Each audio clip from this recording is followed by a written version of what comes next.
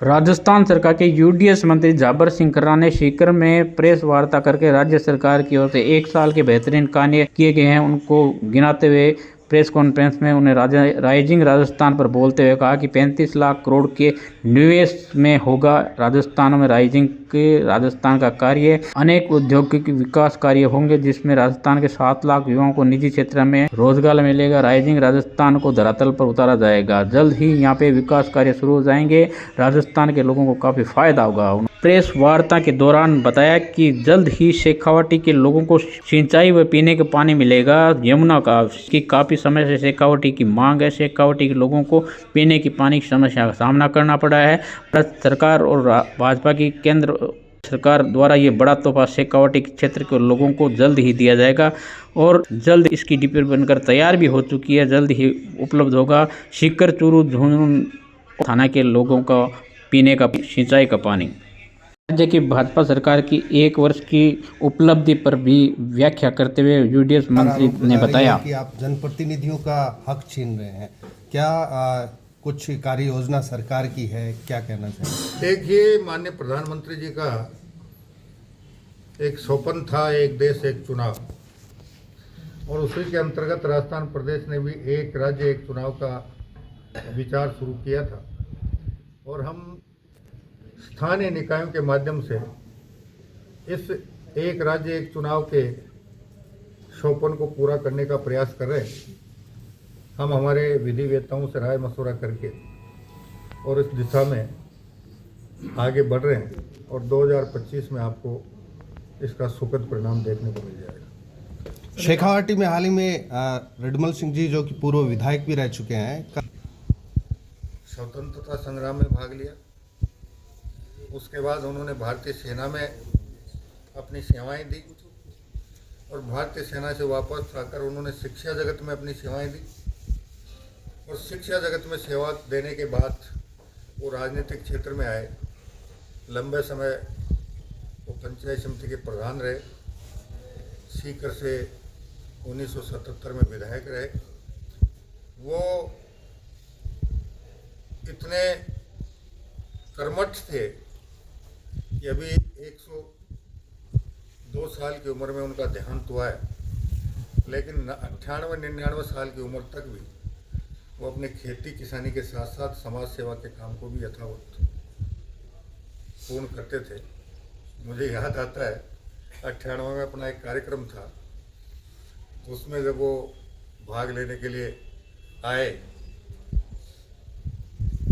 तो बाजरे के खेत में आधा बीघा की लावणी करने के बाद कार्यक्रम में शामिल होने आए थे और बाजरे में जो कुंकू लगती है वो उनके पूरे शरीर पे लगी हुई थी।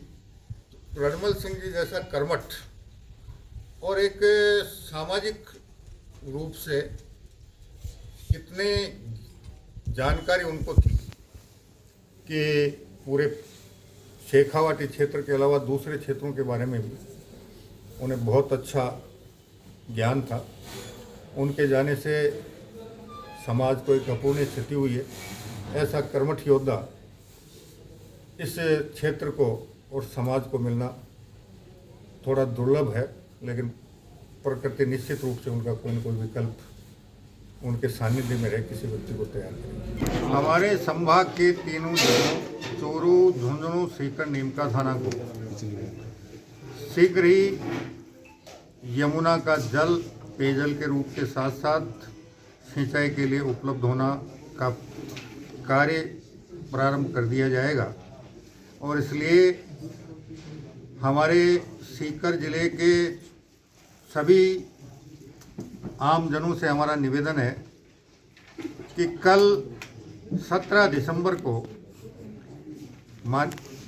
भारत के आदरणीय प्रधानमंत्री माननीय नरेंद्र मोदी जी जयपुर पधार रहे हैं, जिसमें वो ARCP का शिलान्यास करेंगे और हम जितनी ज़्यादा संख्या में प्रधानमंत्री जी के कार्यक्रम में पहुंचेंगे उतनी ही जल्दी सीकर जिले को यमुना का पेयजल उपलब्ध होने की सुनिश्चितता बनेगी।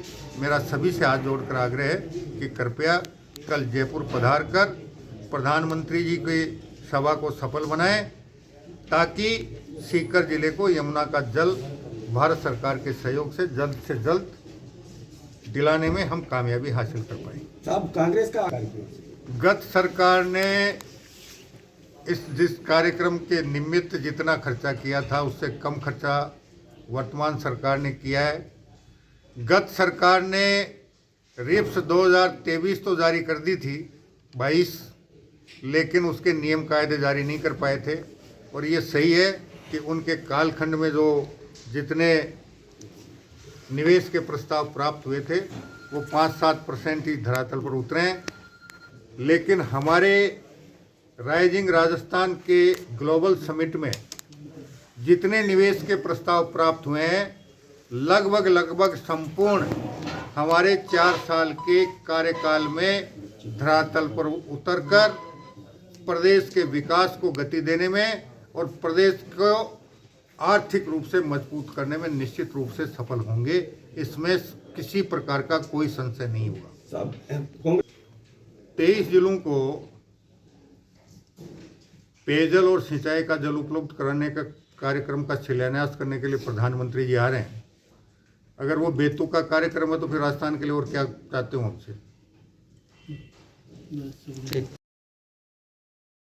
कस्बे की the youngs club of Sujangarh द्वारा सोमवार को राजकीय झंवर बालिका उच्च विद्यालय में ऊनी वस्त्र किट वितरण कार्यक्रम आयोजित किया गया। मुंद्रा सेवा ट्रस्ट जसवंतगढ़ के ट्रस्टी प्रबुद्धजन समाज सेवी गोपी कृष्ण मुंद्रा के सौजन्य से उनके पुत्र सुरेश कुमार मुंद्रा की स्मृति में आयोजित हुए इस कार्यक्रम में अध्यक्षता उप ब्लॉक शिक्षा अधिकारी ओम प्रकाश देवटिया ने की। इस अवसर पर देवटिया ने संबोधन दिया। सही मुख्य अतिथि के रूप में गोपी कृष्ण मुंद्रा ने अपने संबोधन में विद्यार्थियों से आह्वान किया कि निष्ठा परिश्रम लगन के साथ शिक्षा ग्रहण करें, लक्ष्य अर्जित करें। वहीं आपको बता दें क्लब के सांस्कृतिक सचिव ने बताया कि 4 सरकारी विद्यालय में 105 जरूरतमंद विद्यार्थियों को ऊनी वस्त्र, स्वेटर, जुराब, केप, दस्ताने के किट उपलब्ध कराए।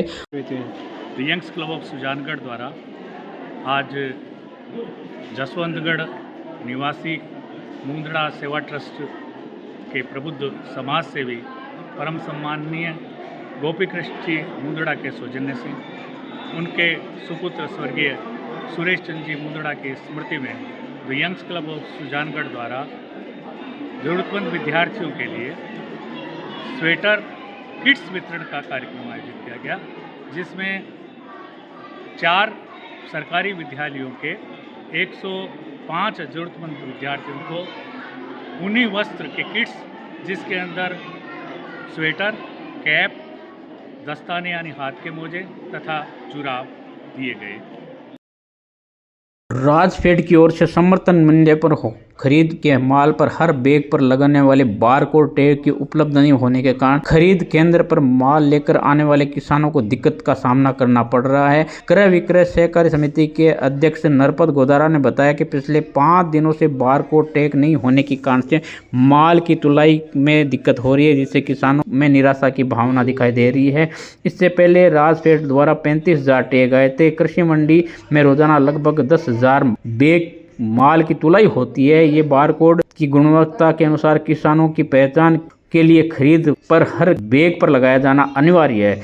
किसानों की मांग है कि जल्द से जल्द बारकोड टैग भेजे जाएं। खबर लिखे जाने तक बारकोड टैग नहीं पहुंचे, जिसको लेकर किसानों ने अपनी प्रतिक्रिया जारी करते हुए बताया। समस्या इस तरह की है कि सारे किसान खड़े हैं, आप देख ही रहे हो। मंडी में मूंगफली तुलवाने के लिए किसान आता है। टोकरों का भी हमारे जैसे विदा तहसील से मैं कातर से हूँ, टोकन 3 दिन पहले ही लेट कटे। अभी मूंगफली यहाँ लोगों ने डाल दिया, लेकिन राज्य सरकार ने यह कर दिया है कि टैग लगा रहे हैं। जैसे मूंगफली किसान यहाँ लेके आते हैं तो मूंगफली पे टैग लगता है पर नग, तो टैगों की 4-5 दिन से व्यवस्था नहीं है, इसलिए किसानों की परेशानी हो रही है। हम लोग सभी ये चाहते हैं, हालांकि हमारे चेयरमैन जी केवीसीएस के नरपत जी गोदारा बहुत ही सक्रिय है। अभी सीनियर इनके अध्यक्षों से बात की है, वो कह रहे हैं टैग बीकानेर से दिलवा रहे हैं। टैग आने की संभावना है, टैग आ जाएंगे तो किसानों को कोई समस्या नहीं होगी, मूंगफली तुलवाई चालू स्टार्ट हो जाएगी। अभी जो पेंडिंग मूंगफली पड़ी है उसमें टैग लगे हुए नहीं है, वो आ जाएंगे, पहले उन पर टैग लग जाएंगे, वो मूंगफली लोडिंग हो जाएगी, उसके बाद काम चालू हो जाएगा। नहीं होने के कारण किसानों की तुलवाई नहीं हो रही है। राजफेड ने आदेश निकाल दिया है कि जब बारकोड लगेगा तभी किसानों का माल तुलवाई करवाना है, तभी लोडिंग कराना है, तब तक जमा भी नहीं लेते हैं, बार बार गाड़ियाँ वापस आती है, तो ठेकेदार को भी नुकसान होता है, पल्लेदार भी मुश्किल में पड़ जाते हैं उतारने सजाने में। जब तक बारकोड नहीं आएंगे तब तक तुलाई होना मुश्किल है। तो मैं राजपेड़ को आपके माध्यम से कहना चाहता हूँ कि बारकोड की हमारी व्यवस्था करें ताकि किसान शाम की ठंड का मौसम है घर जाके सोए। ये बारकोड 3-4 दिन से नहीं आ रहे थे, फिर भी हमने तुलवाई 10,000 से 12,000 कट्टों की मूंगफली की और मूंग की करवाई थी। वो बारकोड लगे बगैर पड़े हैं, लोडिंग हो नहीं रहा है, इतनी समस्या। सुजानगढ़ के राजकीय बगड़िया हॉस्पिटल में रेनीवाल फाउंडेशन द्वारा राजकीय अस्पताल में इन्वर्टर बैटरी भेंट की गई। रेनीवाल फाउंडेशन द्वारा सुजानगढ़ के राजकीय बगड़िया हॉस्पिटल टीम हारे के सारा के संयोजक स्वाम श्रवणकार पीएमओ डॉक्टर पुरुषोत्तम करवा की प्रेरणा से वार्डों में लाइट जाने व पंखे व ट्यूबलाइट की व्यवस्था सुचारू रूप से बनाए रखने के लिए फाउंडेशन के अध्यक्ष मनोज रेनीवाल द्वारा बड़ा इन्वर्टर 2 बैटरी भेंट की गई। इस दौरान पीएमओ पुरुषोत्तम करवा द्वारा श्याम रेनीवाल फाउंडेशन के ट्रस्टी मनोज रेनीवाल का आभार व्यक्त किया गया। राजस्थान सरकार में एससी कमीशन के चेयरमैन हैं, तो जरा आप भी बताएं साहब क्या है। उससे पहले मेरा परिचय है कि मैं इंडियन डिफेंस काउंट सर्विस में था यस सर। और इंडिया का 52nd कंट्रोलर जनरल बन के मैं रिटायर हुआ। और मेरा सौभाग्य है कि मैंने तीनों फौज की तीनों जो branches army, navy, air force, DRDO, इनकी मैंने सेवा की है। और मैंने देखा है कि हमारी फ़ौज कैसे काम करती है। उन दुर्गम स्थल पर मैं गया हूँ जहाँ पर ऑक्सीजन लेवल कम है और वहाँ पर हमें अगर कोई अंग सियाचिन ग्लेशियर तक जाते हैं, कोई अंग अगर बाहर रह गया तो स्नो फ्रॉस्ट हो जाता है। तो वो फौज हमारी जिस ढंग से काम कर रही है। आज के कार्यक्रम के ऊपर आप क्या कहना चाहेंगे? आप आए, मैं मानता हूँ बहुत धन्यवाद देता हूँ कि मुझे फिर ये सौभाग्य मिला है कि मेरे फौजी भाइयों के साथ में आज मैं इस जो हमारा ये 1971 का जो दिवस है मुझे याद किया गया है। और मैं मेरे अमर शहीदों को मैं सल्यूट करता हूँ और मैं गर्व करता हूँ मेरे फौजी भाइयों पर। आज फौज है तो भारत माता की, भारत माता की जय। चंद्रमौली साहब, आप क्या कहना चाहेंगे आज इस